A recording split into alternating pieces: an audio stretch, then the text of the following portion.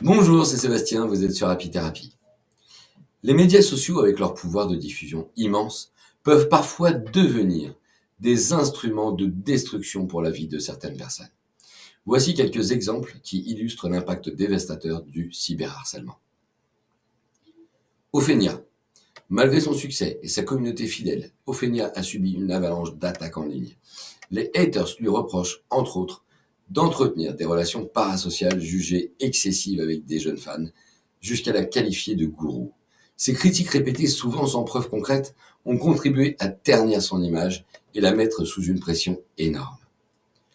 Le couple Michou et Elsa Bois. Dans ce duo médiatisé, le youtubeur Michou, en couple avec Elsa Bois, a été au cœur de controverses. Accusé de tromperie, Elsa a été la cible de nombreuses critiques et de rumeurs sur les réseaux sociaux.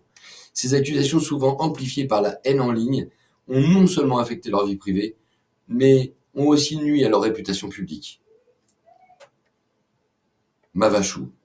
La tragédie de Mavachou est sans doute l'un des exemples les plus poignants.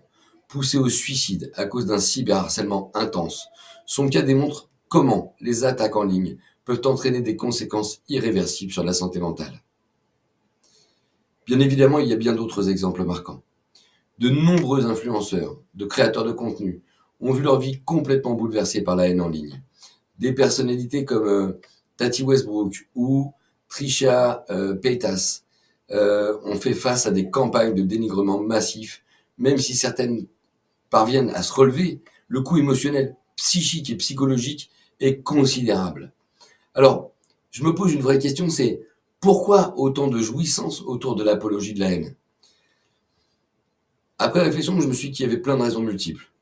L'anonymat et l'impunité. En fait, l'anonymat sur Internet, il est simple. Ça permet de s'exprimer sans crainte, sans représailles. Ça encourage aussi, du coup, des comportements toxiques. Après, il y a l'algorithme. L'algorithme favorisant les polémiques. Les réseaux sociaux, ils tendent à diffuser des contenus polarisants, ce qui amplifie les messages haineux. Il y a aussi la recherche de pouvoir et de reconnaissance. Pour certains, rabaisser les autres, c'est un moyen de se sentir supérieur, surtout quand ils se sentent démunis dans d'autres aspects de leur vie. Et ensuite, il y a la dynamique de groupe. Dans certains cercles, la haine devient un rituel collectif. Ça va renforcer ainsi l'effet d'entraînement et de légitimation de leur discours. Ces mécanismes, ils finissent par submerger leur cible, comme si finalement on leur appuyait la tête sous l'eau. Et ça leur coupe tout échappatoire au harcèlement. La tragédie de Mavachou, ainsi que les souffrances vécues par Ophenia, le couple Michaud,